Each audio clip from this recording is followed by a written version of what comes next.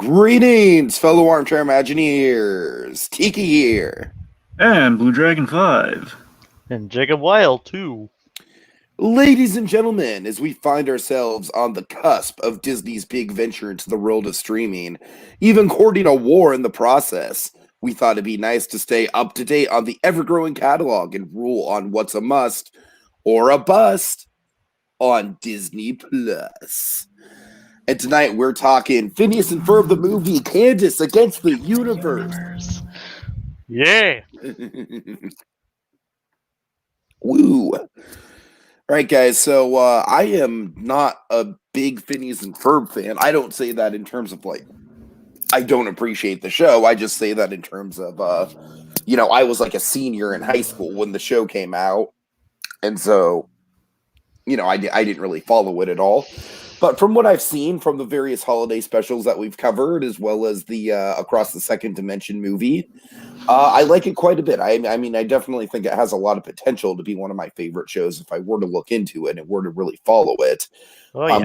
I'm liking all the running gags and the storylines and everything. The characters seem like they have a real maturity to them. But Jacob, I assume you're the biggest Phineas and Ferb fan in the room. So why don't you go ahead with your thesis on this movie? You mean like my overall feelings on the movie?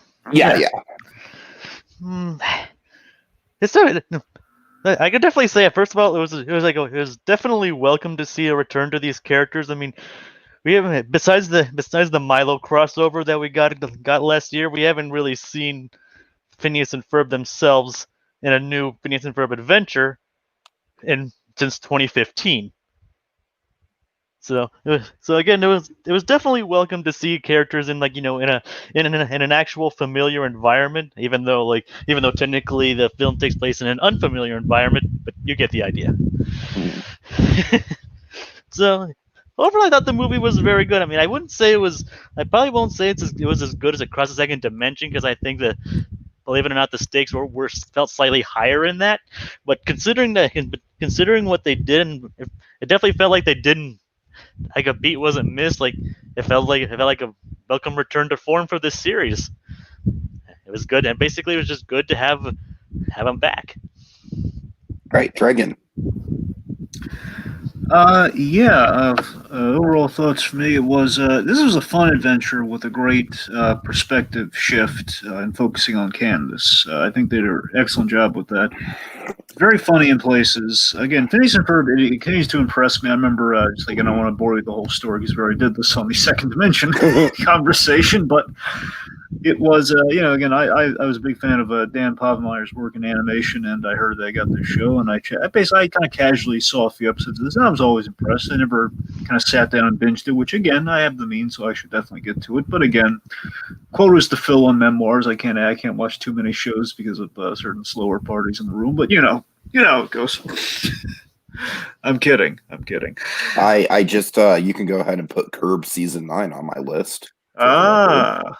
Impressed. So, yeah, just throwing that out there. Anyway, okay, redacted. But at least listen to the songs. They have a lot of their songs are fantastic. Well, I mean, just looking at the songs here and Second Dimension, especially here, songs were quite enjoyable. That's what I'm saying. I have no bad things to say about Phineas and Ferb ever, because this show's always impressed me. Every time I've given it time of day, it's like the bizarre version of Teen Titans Go. Every time I get a little glimpse of Teen Titans Go, I feel shame, just ash and shame. I just hate life just for like a few minutes. Oh boy! I get to an angry place when I watch that show. But Phineas and Ferb, complete opposite reactions. It's a lot of fun. Takes you for adventure. I was a little unsure going into this one, but it's compared to where they did with the last movies, I don't know about this, but I mean, we'll see where it goes. And it was quite good. Got good music. Probably. I'll admit, the only gripe I have with this movie is that they probably could have trimmed it up in a few places. I feel like maybe this movie's at least 10 minutes over. Roughly. Yeah. I don't know. Again, moral solid, proves that Phineas and Ferb have not lost a step in kind of this DBZ movie phase that they're in right now, setting things before the finale and kind of this. I mean, I guess that's all within the continuities before the end of the show. So, in this phase, if they do any more projects, it's probably going to be in that phase, I guess, unless they really want to get ambitious, like after the summer, which I don't know if they can do that. It was a lot of fun. It was a good time.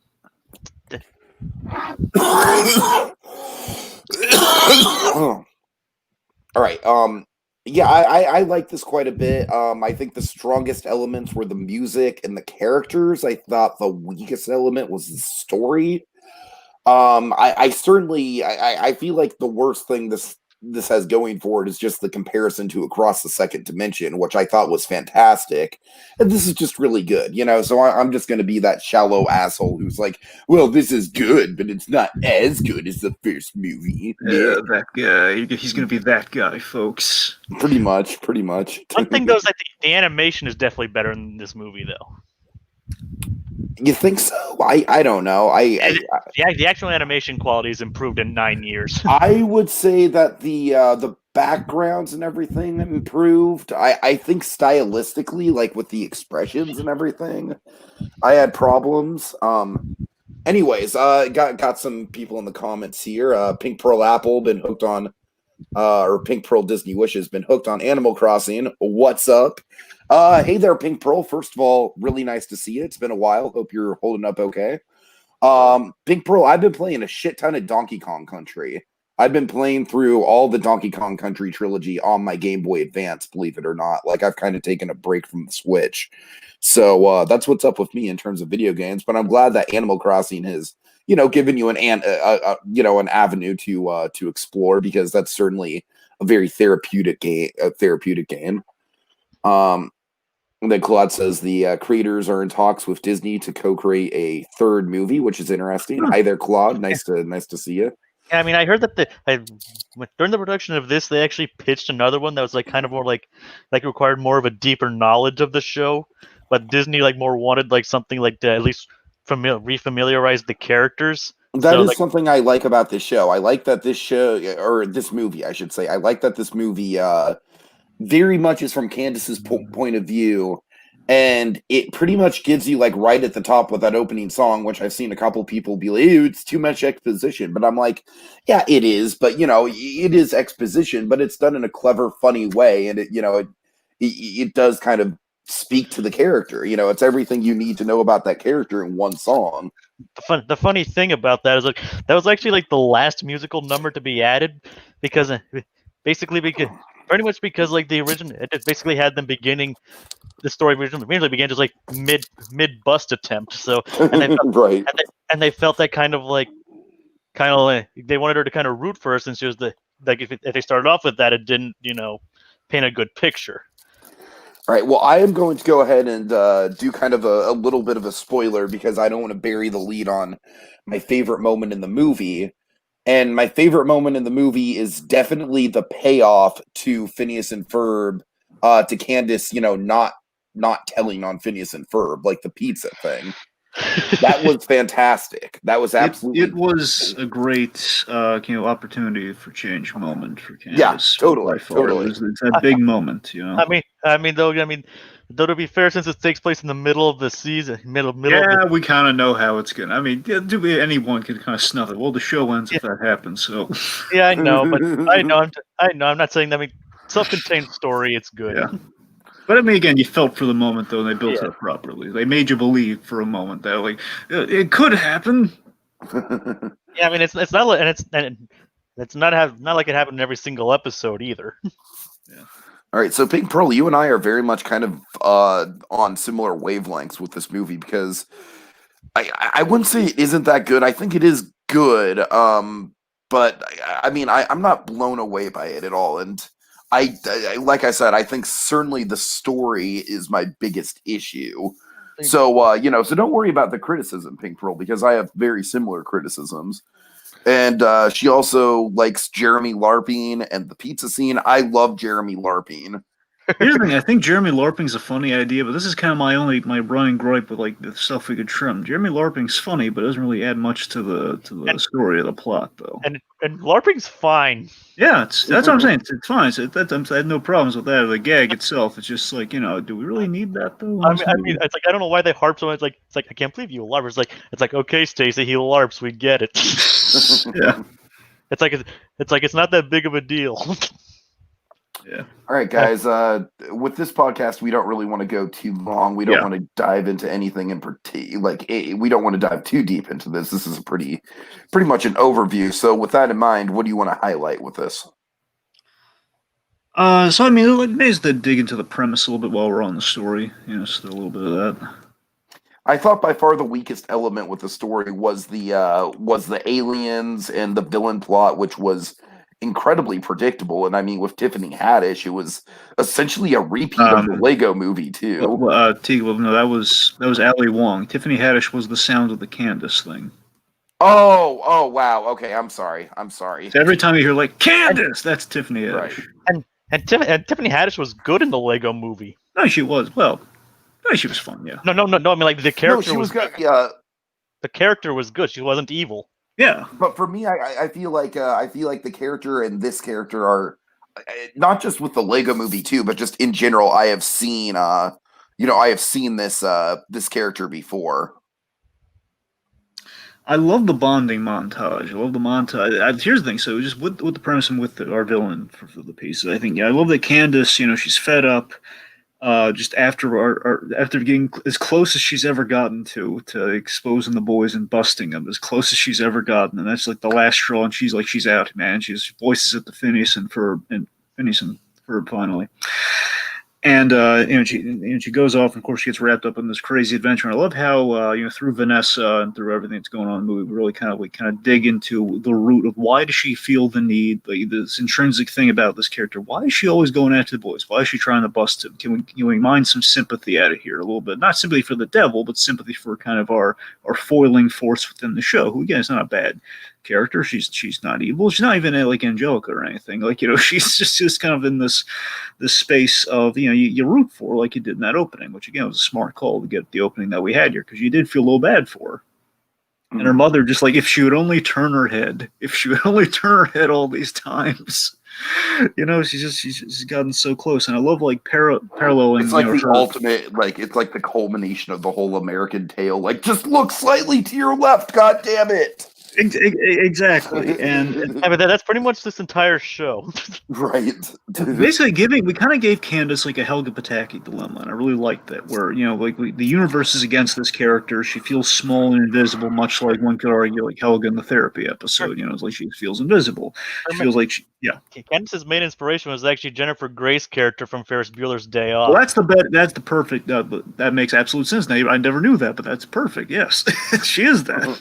The funny thing is, they actually got Jennifer Grey a couple of times for this series. Oh, that's perfect. Okay. But yeah, she's always kind of overshadowed by her ingenious and kind of like her crafty brothers. So I always thought that was a great idea, and to explore that further here and kind of see it was kind of a self-reflective journey, and we show that really well through super big Dr. Ali Wong. That is a great villain name. I'll give them that much.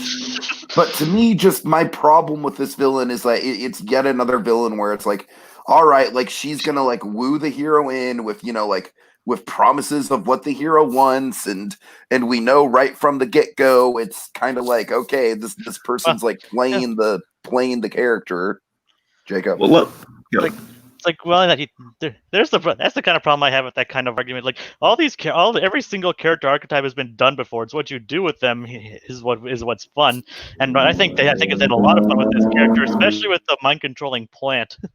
Okay, well, let me tell you. Let me piggyback off of that. Here's my problem, and I feel this is a little bit what Tiki's talking about. At least if I could boil it down to, I think the point that things diverge with this character. Because I really like the big doctor, and I think that montage is fun, how they're bonding. But here's the problem with the plot that emanates from her and the whole alien thing. I think they don't exactly know what they want to do, because for me, the coward subplot is the weakest part of the movie.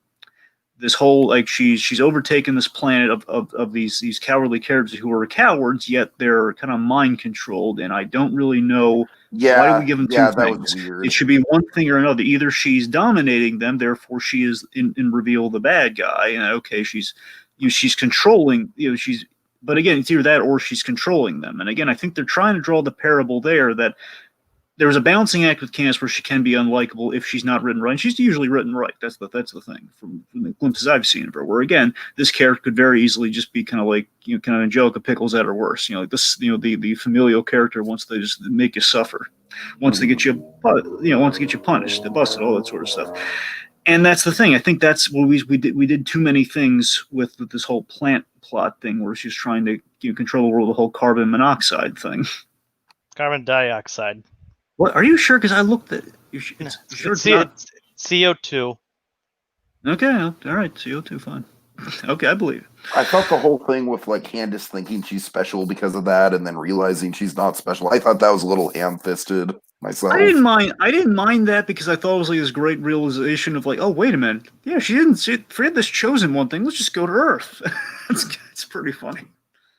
Also, kind of reminded me of "You're Not Perfect." Yeah, a little bit of that too. But that's what I'm saying. I like how we kind of like deflated the chosen one thing. So literally, just when she thinks the universe isn't against her, oh my god, it's against her in every way. She didn't stand a chance. And then she accidentally doomed the Earth. Yeah, that too. That's what I'm saying. That I thought was funny, and that was well orchestrated. But again, this whole like why the super big doctor lady, she needs to do this. That's where the plot breaks down for me. Mm-hmm. Funny story on how the doctor got her name. It's like one of the writers of the movie, Jim Bernstein. He's like he also worked for the show. It's like he during the production, he was like referring to like the doctor he goes to as this like he's the super big doctor, and he kept saying that, and they're like, and Dan and Swamp be like, you know what, that'd be actually a good name for the aliens. Yep. I mean, my big takeaway is that they're just trying to show a more assertive version of Candace, and if Candace were more assertive and more dominating, that would again kind of ruin the show and just kind of ruin like the relationship with her brothers, and it would make her turn her into something she doesn't want to be. She wouldn't be Candace anymore. Not the exploding noise, but she wouldn't be herself. Right. And that's I just feel we kind of lost that in this whole Spores plan. It's I don't know. We kind of No, I agree. I think the third act gets really messy. That's my problem. The third that's act, the stuff that could be kind of going on. Yeah. I mean, I didn't have any problems with it myself. Well, points for subjectivity. Can I talk about the best joke in the movie? Sure. I think the funniest joke in the movie, and again, this adds to the animation quality and everything. When they go to twice the speed of light and existence. Oh yeah! Oh my god! That's amazing. Oh god! I think it's one of the best Phineas and Ferb jokes I've ever seen. I love it. Calls to mind the Florpus. It's a Deadpool joke for sure, kids. It's like we're breaking. It's the most meta joke you'll ever see. We bring an animated show. We go with a pencil test. The thing that made me laugh so hard was the tip dialogue. Like temp dialogue goes here. Yeah, temp dialogue. Yeah, that was great. That was even funnier than when we cut to the actual guys. To the storyboards with Swampy and Povenmire. That is just like, let us never speak of this again. Just fantastic. It's a shame they couldn't get. It's a shame they couldn't get Thomas Sangster for this movie, though. Yeah. But David Arago does a good job. Yeah, he does. So, what did you think about the space adventure running gag? It was nice to see a return to that and have it the payoff to it was actually pretty funny. I think generally speaking, I like that we got, because this is like maybe the one thing that I feel like this movie does better than Across the Second Dimension, is I feel like the side characters are way more supported in this movie. I think you're right, but here's the thing. I think you're absolutely right, but again, once we get into this whole when the cowards enter the thing, that's where we're kind of diluting that. But up to that point, them going to space and the whole adulting thing, that's really funny. Yeah. Thanks. Space Adventure was like a semi-recurring thing in the original show. Appeared a couple times. Yeah, the Star Trek parody. It's really fun. I love that. That was like Baljeet just calls out like, "Oh, until he says it, it's a bad idea." I wonder if the canoe. Yes, the canoe was wonderful. That might have been my favorite running gag. Like the funny so ridiculous, and it had such a great payoff. The funny thing was that it was another kind of thing that wasn't added at first. Like it's like at first they they just saw something, and they were like, it'd be funny if Buford carried that throughout the entire movie. So they asked the director they were doing storyboards at the time. You think I could go back and draw Buford carrying that throughout the entire movie? It works so well. And Tiki, that's the trick. That's how you make your characters to give them something to do even if they're not really really pivotal to the main story. Exactly. Like that memorable thing. Totally. It's so little, but it goes so far. And that they gave Baljeet the space adventure gag, and you got him the canoe, and they all kind of converge in this perfect moment. And speaking of that subplot, Again, we got to talk about Doofenshmirtz, man. I love this. Doofenshmirtz Evil Incorporated. Yes. I do think that, of course, it's interesting because on one hand, I kind of wish he had more screen time, but on the other hand, Across the Second Dimension was clearly Doof's movie, and this is clearly Candace's movie, so that that can be forgiven. It's kind of again, we have kind of the classic minimal parry. We're back to minimal parry again versus what the other movie was. So Right. we have that going through. It's kind of funny that technically both of the movies involving this show aren't really centrally focused around the main characters. I mean, and that's kind of how it should be too, considering it was really about them anyway before. Yeah. Anyway. Well, you know what it kind of reminds me of is with the Rugrats, how the first movie was Tommy and Dill, but then the second one was Chucky. I do like when shows based on animated movies shift perspective like that. Yeah. Good call. Again, sometimes it can lead to disaster, but in most cases, when done right, it can work wonders. So also here, one of my other favorite characters from Phineas and Ferb, Vanessa was in this. Here's my problem. I wish. Well, yet another great Vanessa, of course. God. Yet another. It's a win. Whenever you have a Vanessa in your movie, usually the good things happen. 100%er, but it's an 80%er, folks. Anyway, so Vanessa, again, I love this character. I love when she pops up now and again. And here's the thing: I loved her. I wish she was in more than. I wish we didn't drop her after 20 minutes in the movie, though. That's my thing. I really liked her.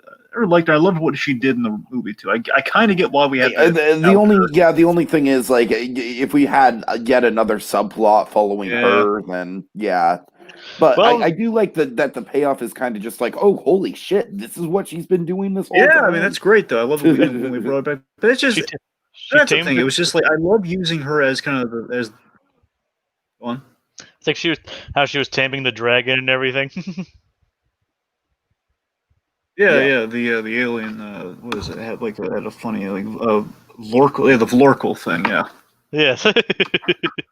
Lorkel voice, that whole thing. So, no, but yes, that's the thing. I loved what Vanessa did. I just loved this casual friendship she has with Candace, and she's being almost like the self-reflective therapist, like the Linus to her Charlie Brown, as it were. And I love that she's coming in for the save. She knows what to do, and that's what I'm saying. I love that idea. I love that dynamic and that friendship and that whole thing. And then it's and then there Vanessa goes until when we get to Act 3. Darn it.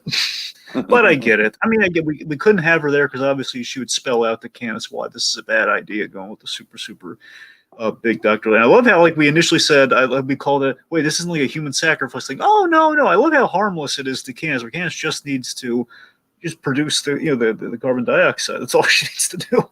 Mm-hmm. Just hang out and be happy. It's a great idea, which also leads to a really big moment in the movie with the brothers, with Phineas and Ferb, the gift thing. What do we think about the gift? Yeah, that's pretty beautiful. It's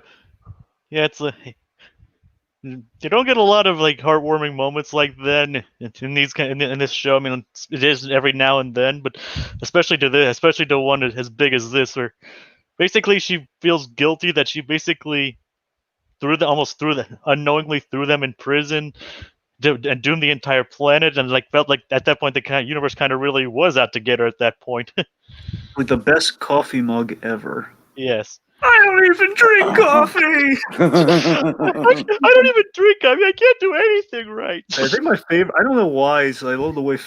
Jacob, you can probably correct. You can probably tell me this. I'm assuming this is a running gag. This is so insanely funny, and I think I've seen it at least once before. I just love this whole. Candace, where are you going? Where's she going? And that might have happened once or twice, but that's really not a recurring gag. Okay, it's really funny. I mean, it is funny. I mean, there's actually not that many recurring gags in this movie, surprisingly. Really, that is surprising. I mean, they didn't even do the yes I am line. Right. So yeah, I mean, again, this mug gesture, it shows, it's the brothers showing some value, and again, they've always had this wonderful obliviousness to them with Candace's plight, in relation to Candace's plight, and that she's always kind of working against their agenda, so to speak. And again, never should the twain meet, so to speak, in a story sense. Never should, the twain meet, or else, we unravel the course of the show. If they know that Candace is trying to spite them in a sense, then they're going to feel a certain way about it. If we open their eyes, we take away the naivete, so to speak. But again, we kind of played it so perfectly here. They realize, man, this really has an effect on Candace, and we should, again, we can't exactly change who we are, but we should make sure she knows that she's valued in our eyes as she is. And again, that gift did the job. It reminded, loved ones need to be reminded of their value. It's quite a good moral to exposit in an animated movie. Yeah, it actually legitimately brought tears to my eyes. Yeah. Well, you might not be the chosen one, but we'll choose you as a sister every time. Adorable. And again, you had kind of our vaguely Silent Bob-esque character deliver that sentiment too, which is wonderful. So my favorite, I'm a big gadget nut, and I love, one of the reasons I love Doofenshmirtz, I got to talk about the chicken replacinator. It's awesome. Now that is actually a recurring element. That actually wasn't in an older episode. Really? Literally the chicken replacinator? That was in an... Yep, it replaces whatever it is with the nearest chicken. Oh god, it's such an ingenious idea, and I love how it worked into the climax at the very last second, where he has like the nearest and the furthest little setting on it. And my second favorite joke in the movie. Okay, the Axinator.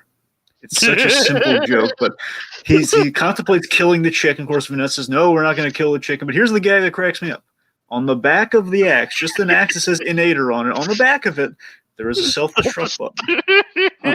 Why would he have a self-destruct button on an axe? Honestly, for Doofenshmirtz, though, it'd be more surprising if he didn't have one. I know. That's the thing. That's what's beautiful about this character. He's got to put a self-destruct button on everything. And I love how Vanessa's just like, "Nah, we are not killing the chicken." It's great. That's what I'm saying, and that's another reason I wanted Vanessa. Seeing Doofenshmirtz and Vanessa is always cool. I kind of wish there's a little bit more of that, but again, I get for the pacing in Candace's movie, it's fine. But it's like, have you seen Vanessa? She's tall, kind of goes like, "Dad." He's such a good father. I love it. Doofenshmirtz character is adorable. I mean, there are several videos legitimately saying that why he's like legitimately one of television animation's best dads. I know. All right, guys, I think we can pretty much start wrapping this up, right? Yeah. I'm just trying to see if there's anything else for you. I guess we kind of talked. Should we talk a little bit more about the music, or? Hey, there's actually several pretty interesting writers behind it. Like Dan's old college roommate Carrie Kirkpatrick wrote the first song, "Such a Beautiful Day." I like the first song a lot, especially with kind of like the Beatles style guys who like come in and reprise the lyrics. It was actually his idea. It was actually Carrie Kirkpatrick's idea to like do the whole like tonal shift, like the sudden anger and all that. But that's fun too. Yeah. I thought the final song was really a great kind of show-stopping musical number, literally show-stopping. Yep. Claude Coringa, he pointed out Kate Micucci. She did the "Meet Our Leader" song, which that was so fun. Like the Dapper Dan kind of looking guys doing the build-up song. Right. She wrote like 2 or 3 songs. Yeah, she's good. And of course, for the folks who may not be aware, again, she voice of Velma these days, Kate Micucci, and she's on Steven Universe. She does Sadie, and also Sarah Murphy in Milo Murphy's Law, and Webby on DuckTales. Oh my god! I forgot about that. Okay, Pink Pearls, you gotta go. Thanks for tuning in, Pink Pearl. Let's see. I like the meta quality to the music as well. Like during that last minute, we thank the animators. And then we call out the silhouettes of the credits. That's really funny. It's just gold. Oh, and the end credits scene where after that, where like Lord like sees the portal, goes through it with Doofenshmirtz and Doofenshmirtz Evil Incorporated still on fire because of the Rocketinator. I don't buy that the fire would destroy that portal though. If he walks us a little bit on fire, it's a really flimsy portal. I don't know if I buy that. I mean, it's a good joke though. Here's a great bit. I love the whole like now the father from was in Candace's position, but he's more in shock than he is. He's not frustrated at a spite or anything. I don't know. It's like, Lawrence, what's going on? I have no idea. Great. All right. Yeah. So, Jacob, anything else you want to talk about while we're on this, or are we going to send this puppy home? I mean, like I said, it was nice to see these characters and everything after so long. I mean, and like I said, I'm with the same boat as you guys. That it wasn't as good as Across Second Dimension, but obviously I have less problems with it than you do. So there's that. But I said I hope that they are able to make the other movie eventually, because they said that they did have another idea that they want to make, and that they're always open for more. So here's to hoping this isn't the last we've seen of those two good old boys. Tiki? I'm good. All right. Final thoughts for me. Just again, we're continuing on a good track with these. Again, they haven't lost the step. Again, I think I'm with the consensus that I think the second dimension's a little better, but this was a lot of fun though. Again, plot wise, again, could be honestly if it were trimmed a little bit more. They took a more of a firm stance in the whole kind of alien plot thing. Maybe it would have tuned it just the hair more, and it would have been just really a little tighter than it was. I'd love to get more after this. Again, they did another one. It would. I hope they get to make their idea. And not bad for Disney Plus's first original animated movie either. That's what I'm saying. They did an excellent job. Yeah, I'm glad we acknowledge that, because it is that is a pretty big milestone for Disney Plus. Yeah, it bodes well going forth. They can keep this up. And again, this is one that again you'd think Phineas and Ferb, kind of a show that's been done for a while. You'd kind of wonder, man, why. You'd fear that they would wonder, why are we going back to the old well on this? Where no, they're going back to the old because it was good stuff and we should bring it back. Yeah. All right, so yeah, it was better than I thought, given the Candace folks. Not that I thought that was going to be the kiss of death or anything, but it's like, again, we're kind of going from where we were before with the Doofenshmirtz and the Perry the Platypus of it all to, okay, Candace against the universe, and again, you think that'd be like a real gimmicky telly, and now we're doing the one on Candace, but no, it was quite good. Yeah. All right, so big thanks to Claude Karinga for joining us in the comments, and Pink Pearl. And Claude's asking a question before we go here. Oh, yeah, sure. Thoughts on the Isabel and Doofenshmirtz. I mentioned this like very, very briefly, but I love the whole adulting. the adulting thing. The is adulting gag's a great runner. Yeah. All right. Okay. All right. Thanks, Claude, for joining us. And it was also nice to see him finally acknowledge her as a leader near the end. Sure.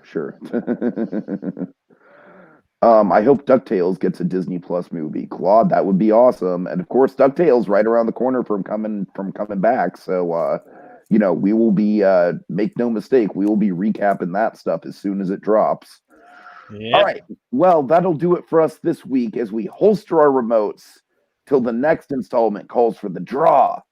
Mano y mano. Just Plus and Us. Candace. Where are you going? Where's she going? My watermelon! My watermelon!